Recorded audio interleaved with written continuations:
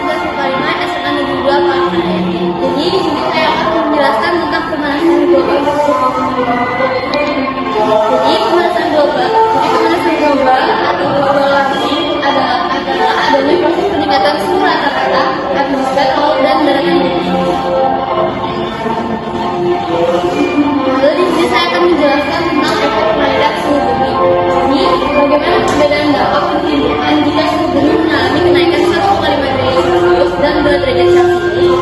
Jadi yang pertama itu adalah cuaca ekstrim. Nah, pada suhu 1,5 derajat Celcius ada 100% meningkatkan risiko banjir, dan pada suhu 2 derajat Celcius 170% meningkatkan risiko banjir. Nah, wilayah yang tertinggi atau pertumbuhan ini diperkirakan akan mengalami curah hujan dan banjir yang lebih tinggi dibandingkan dengan suhu 1,5 derajat Celcius.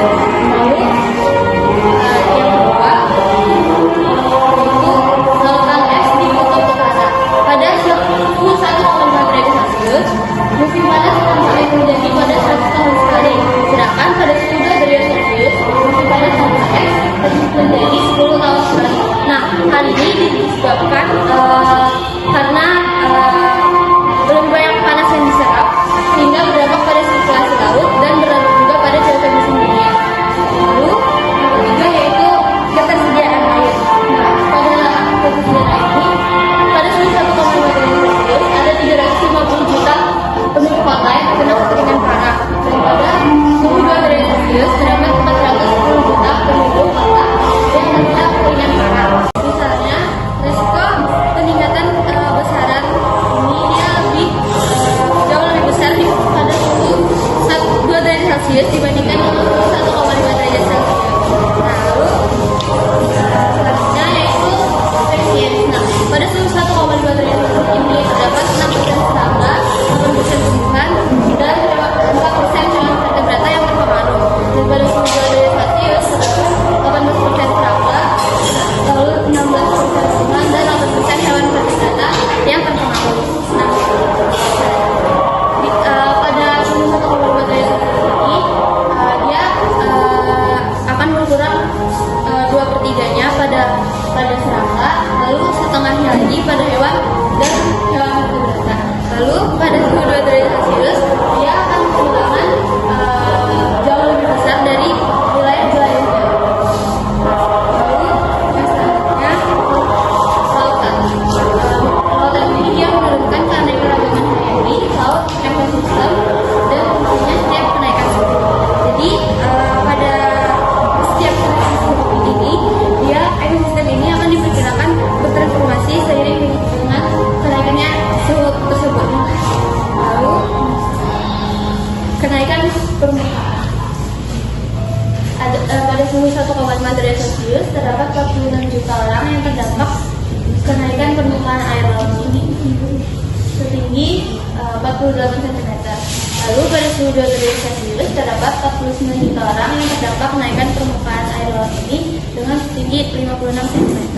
Nah, dengan pemanasan sebesar 1,5 derajat Celcius ini, kemungkinan air laut ini akan mencapai 1 meter.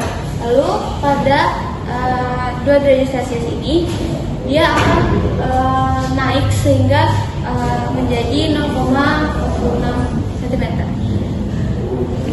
Lalu yang selanjutnya pemeliharaan karang. Pada suhu 1,5 derajat Celcius terdapat 70% karang di dunia ini yang hilang. Pada suhu 2 derajat Celcius terdapat 10 karang di dunia ini akan hilang. Nah, ekosistem laut ini sudah bertransformasi dan akan berubah hanya secara dramatis dengan pemanasan 1,5 derajat Celcius saja. Tapi ini dibatasi pada suhu 1,5 derajat Celcius. Selanjutnya manusia.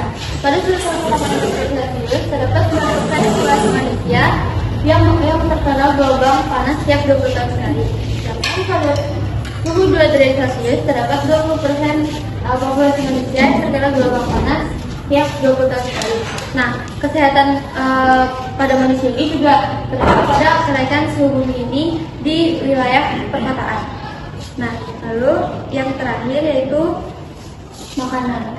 Setiap kenaikan 0,5 derajat Celcius secara konsisten akan menyebabkan hasil dan kandungan nutrisi makanan lebih rendah di wilayah tropis. Nah, kerugian ekonomi semakin besar seiring dengan kenaikannya suhu ini. Nah, pada beberapa wilayah yaitu wilayah tropis diperkirakan akan terkena dampak suhu ini yang lebih parah. Nah,